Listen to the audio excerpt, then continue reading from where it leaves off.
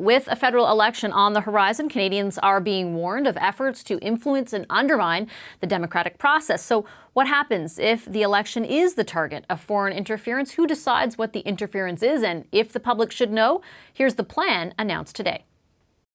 The feds have come up with something called the Critical Election Incident Public Protocol. It's triggered when there's an attempt of interference during the campaign period. Following that, the heads of Canada's national security agencies gather to explain what happened to the Critical Election Incident Response Panel. That panel is made up of 5 people: the Clerk of the Privy Council, the National Security Advisor, and the Deputy Ministers of Justice, Public Safety, and Foreign Affairs. The panel then assesses the interference.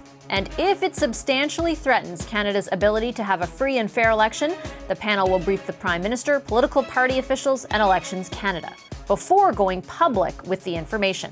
The Prime Minister doesn't get to veto that decision. Canadians will be told what's known about the incident and what steps they should take to protect themselves.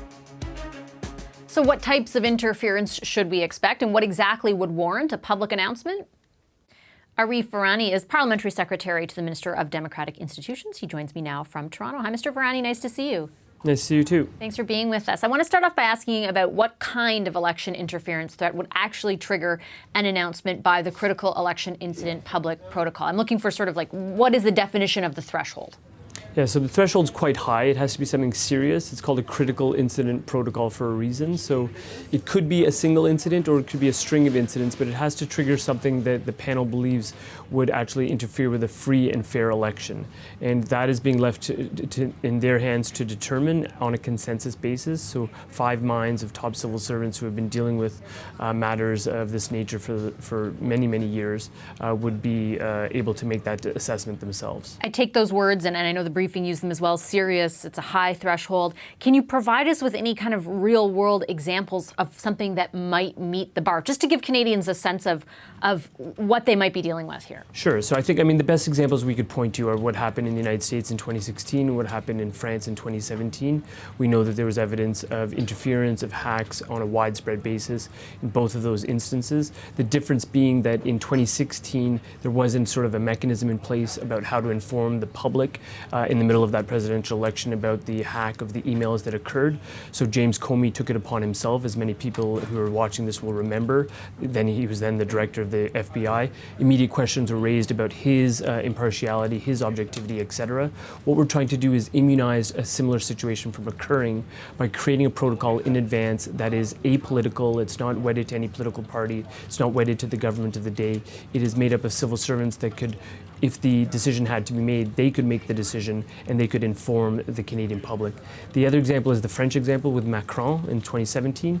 And there, interestingly, the French did have a mechanism in place so that when a hack occurred of the emails that I believe belonged to now President Macron's party, there was a mechanism in place that allowed the French public to be informed that the emails that were now circulating included some artificially created emails that were intentionally meant to mislead the French public. Does it have to be an email or a hack of emails, or could it be, the big, obviously everyone's talking about fake news right now, right? And this idea of, yes. You could even take, for example, that story that came out about the NDP's leader, Jagmeet Singh, and during his by-election, that was about the cost of his residence, the value of his residence. It was a totally false story. Would something like that meet the bar? I think it wouldn't need to be solely email-based. It has to be something that's disruptive, that is serious, that is attempting to interfere with people making independent determination. I think what's important is that we're always trying to balance a free and fair election where you have a robust discussion of the issues. That needs to happen and does happen in Canada, thankfully, and the online sort of community and social media is part of that. However, when there's an active attempt to mislead, deceive, or to interfere or disrupt an election based on fabrications, that's when the protocol would be triggered, presumably. But again, that decision would be made not by one person, but by 5 senior people, including the Clerk of the Privy Council, 3 senior deputy ministers, and the National Security Advisor, who would reach a consensus to decide whether to invoke it. And if they do invoke it, they would inform all of the political parties, Elections Canada, and the Prime Minister, and then go public to the Canadian public. And importantly, there's no veto. So having informed all of the leaders of the political parties, no one can insert themselves and say, no, don't go public with that information. It is for the panel to make the decision and for the panel to go public. No one can veto their decision. Why does it have to be a unanimous decision by the members of the panel? Well, what we were trying to immunize was this idea that one person, again, it's unfortunate that James Comey was in that position, but he felt he had to make a decision, and he made that decision alone, from my understanding. What we're trying to do is immunize that situation. So, one of my immediate questions when we announced this back in January was, who are these senior civil servants? I mean, people know the notion of a deputy minister, but when I actually did a rough tally sort of on the back of a piece of paper about the level of expertise and longevity of service, we had over 140 years of experience in the civil service in Ottawa amongst those 5 individuals.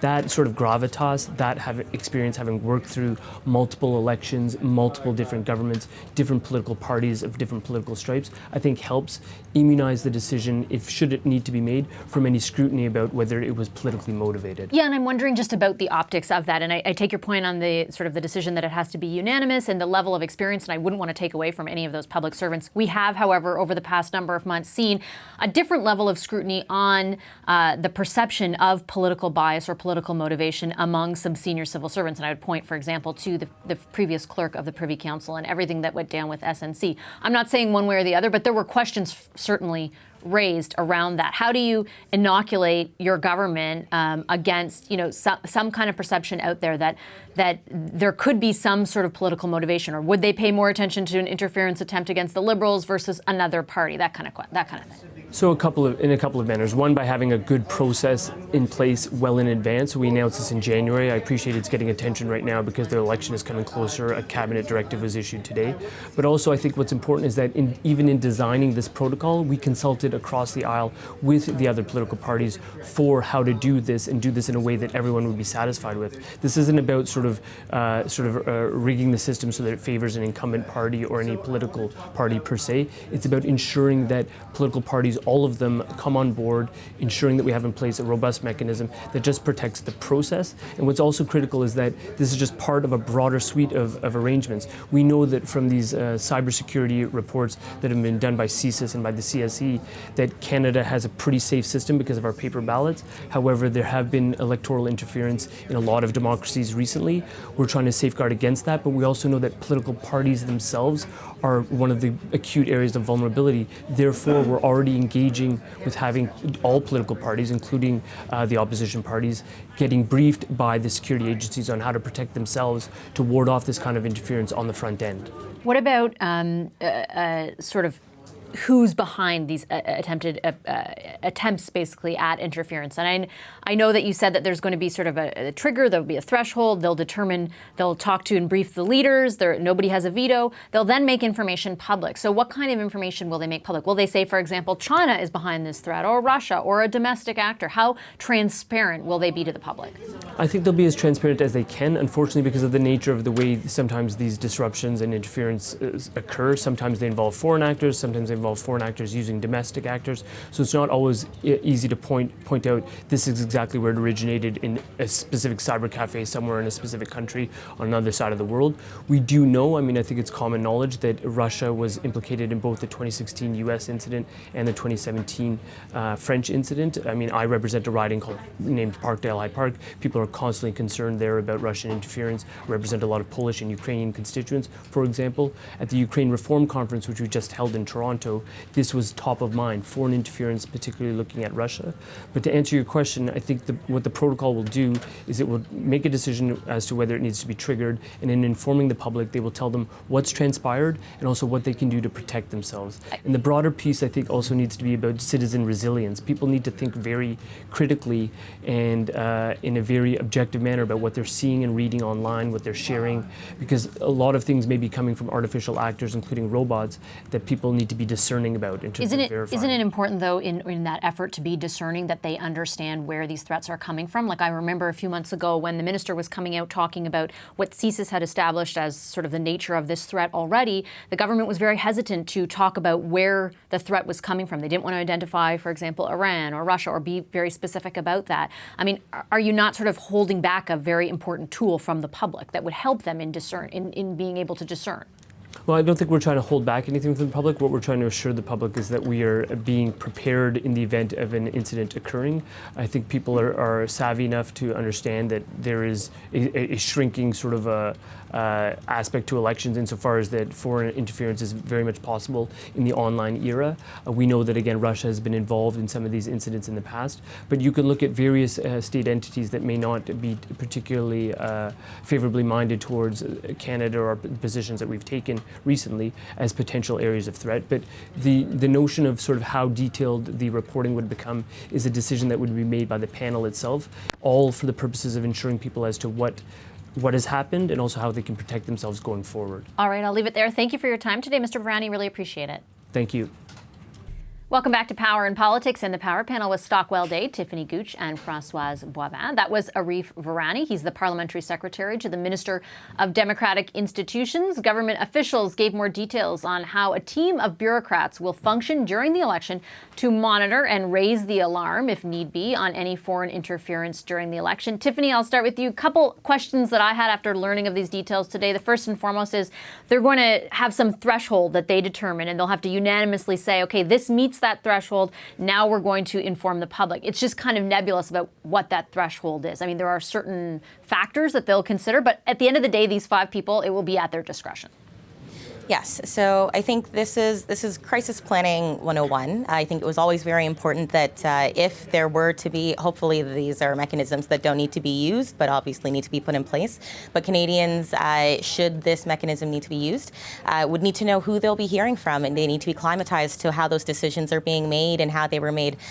We'll be in an especially politicized environment during the election, so information needs to come from a trusted place, and the earlier people understand how those processes are coming together, can start to trust that real thought has gone into what those processes look like and the why, and that there's been practice. That's good crisis management, to run tabletop exercises, to do simulations, to look at how international elections have been impacted by this in the past and what kind of considerations were considered then for threshold purposes. And I think this is good governance, and hopefully it's not something that we have to use in the election, but it's one that Canadians will need to understand very well and have a clear sense of how it would roll out. Stockwell, a couple of the details released today you can see are kind of aimed at inoculating this body from any sort of accusation of political bias, which I would imagine would come up. And I'm speaking specifically of the fact that all 5 people on the panel have to be unanimously in agreement that something meets the threshold to inform the public, and that when they do decide to do so, they brief all the leaders, including the Prime Minister, but that nobody has a veto. So the Prime Minister can't say, no, sir, I don't think this is the real deal. Don't tell the public. That's at least the details that were revealed today. Do you think that's enough to sort of guard against any perception of political bias here? Well, I always get a bit nervous when there's a star chamber appointed to something that nobody has recourse to. And this notion, I think Canadians need to be aware of this notion, we have a great public service, by the way, but that the Privy Council, for instance, and the clerk of the Privy Council would not somehow have some favor with a Prime Minister who has appointed him. That person sits at the pleasure of the Prime Minister. And now the Prime Minister is putting something else in. So let me get this straight. Some information comes, somebody says there are elections being interfered with, and the Prime Minister says, oh, by the way, there's a veto, so I can't stop the information coming forward. Why would you want to anyway? There's just some notions to this that are strange, and they're not defining what is interference in another election.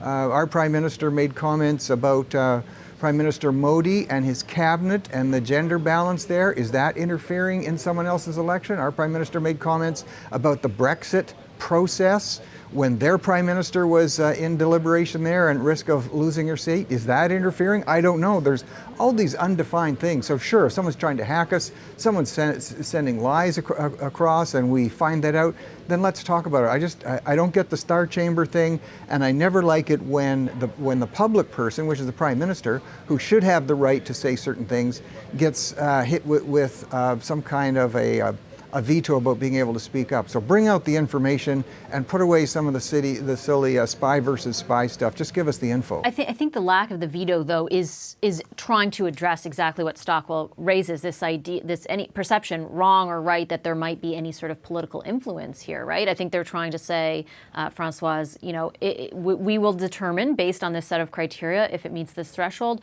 We will then decide to inform the leaders of the political parties and then the public, and it's not like those leaders can stop us. That's essentially what they're saying. It's putting a lot of power in that group of people from the get-go when they decided to form it. I had a bit of problems not seeing Election Canada, who's supposed to oversee the whole concept of elections in Canada. I'm pretty sure they weren't even consulted on it. I remember that being part of the story. At all. And I kind of see the point of the veto, but at the same time, it's all deputy minister, and you've got the PCO, and we all know that the clerk of the Privy Council is kind of the boss of them all. So I have. But I would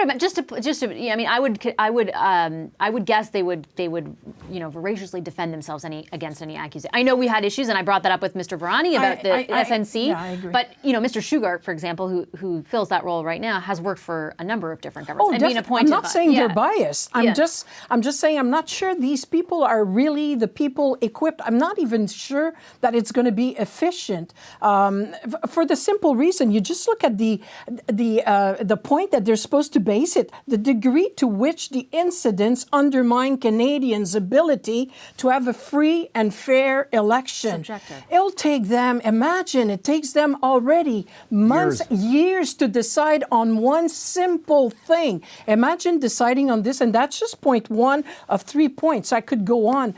I think it's just a kind of some smokescreen from the government that wanted, in the wake of what we're seeing on the state side and what happened in the last election, to give an impression that they're doing something. But like I said, they started wrong by not putting the right people.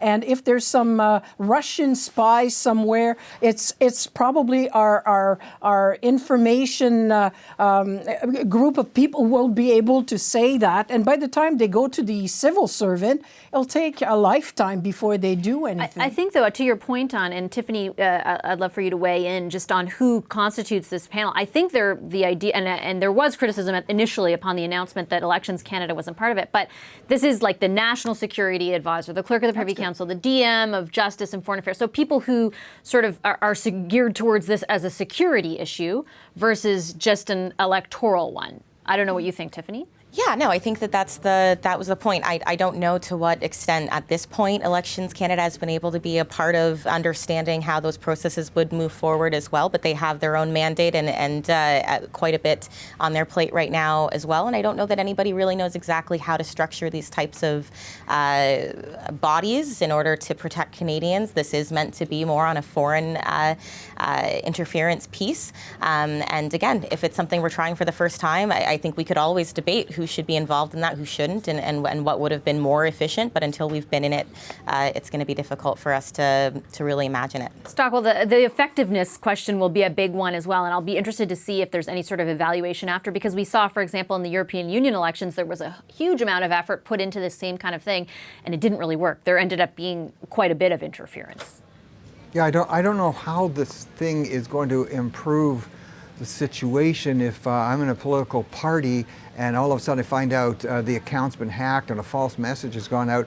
I'm not waiting to run this by this star chamber. I'm going to be putting it out in the news right away, and then people can judge and they can take a look. And I completely don't understand it. My father used to tell me if there's any time in politics you completely don't understand something, it's one or two reasons. Somebody wants to make some money, or somebody wants to usurp some power. So I don't know. Those are the only two. The money can't be a factor, so it's got to be the money. It's got to be a usurping of power somewhere. I just don't understand it. We have an effective media. We've got a social media that is instantaneous.